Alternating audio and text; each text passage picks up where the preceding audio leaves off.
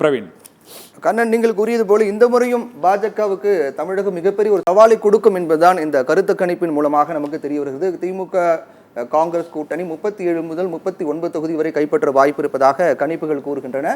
அதிமுக 1-2 வரையும் பாஜக ஒரு தொகுதி கைப்பற்ற வாய்ப்பு இருப்பதாக கூறப்படுகிறது. இது மீண்டும் பாஜகவுக்கு மிகப்பெரிய சிக்கலான ஒரு கணிப்பாக தான் இருக்கின்றது. அடுத்ததாக நாம் ஆந்திராவை எடுத்துக்கொண்டால் தென் மாநிலங்களில் மிக முக்கிய மாநிலமாக இருக்கக்கூடியது ஆந்திராவில் மொத்தம் 25 சட்டமன்ற தொகுதிகள் உள்ளன, 25 நாடாளுமன்ற தொகுதிகள் உள்ளன.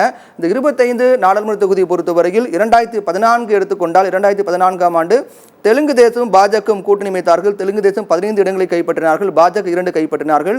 ஒய்எஸ்ஆர் காங்கிரஸ் 8 இடங்களை கைப்பற்றினார்கள். பாரதிய ராஷ்டிரிய சமிதி முக்கிய கட்சியாக இருந்தாலும் அங்கு 0 மட்டுமே அவர்கள் தக்க வைத்தார்கள். இது 2014. 2019 நாடாளுமன்ற தேர்தலை பொறுத்தவரையில் ஆந்திராவில் ஒய்எஸ்ஆர் காங்கிரஸ் கட்சி 22 இடங்களை கைப்பற்றினார்கள். தெலுங்கு தேசம் 3 இடங்களையும் பாஜக காங்கிரசுக்கு ஒரு மிகப்பெரிய தோல்வியாக தான் 2019 அமைந்தது. 2024 எப்படி இருக்கிறது கண்ணன்? 2024 பொறுத்தவரையில் காங்கிரஸ் கூட்டணிக்கு 7 முதல் 10 இடங்கள் கிடைக்க வாய்ப்பு இருப்பதாக கூறப்படுகிறது. பாரதிய ராஷ்டிரிய சமிதிக்கு 2 முதல் 6 இடங்களும், பாஜகவுக்கு 1 முதல் 5, ஏஐஎம்ஐஎம் கட்சிக்கு 1 முதல் 2 இடங்களை கிடைக்க வாய்ப்பு இருப்பதாக கூறப்படுகிறது. இதற்கான காரணம் என்ன? தற்போது அந்த கூட்டணியுடைய வியூகம் எப்படி இருக்கின்றது? பிரவீன், தெலுங்கானாவை பொறுத்தவரை இந்த முறை அங்கு மும்முனை போட்டி நிலவுகிறது.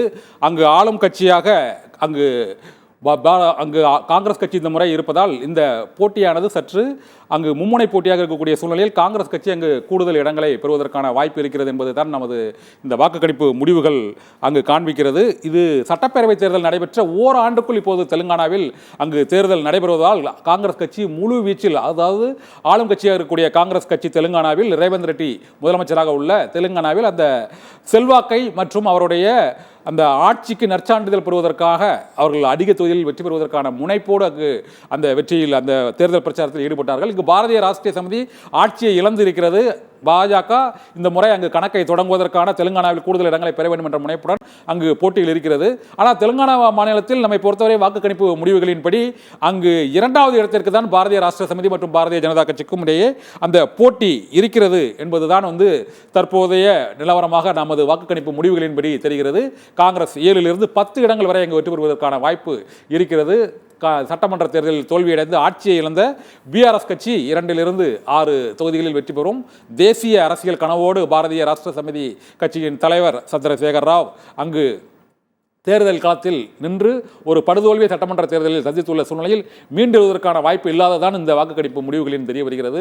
பாரதிய ஜனதா கட்சியை பொறுத்தவரை அங்கு படுதோல்வி அடைவதற்கான வாய்ப்பு இருக்கிறது, அல்லது ஒரு 5 தொகுதி கிடைப்பதற்கான வாய்ப்பும் இருக்கிறது. அது கடைசி நேரத்தில் இந்த வாக்குக்கணிப்பு முடிவுகளின்படி ஒரு 5 தொகுதிகள் வரை அங்கு கிடைப்பதற்கான வாய்ப்பு இருக்கிறது. ஒட்டுமொத்தமாக உள்ள 17 தொகுதிகளில் பிரவீன்.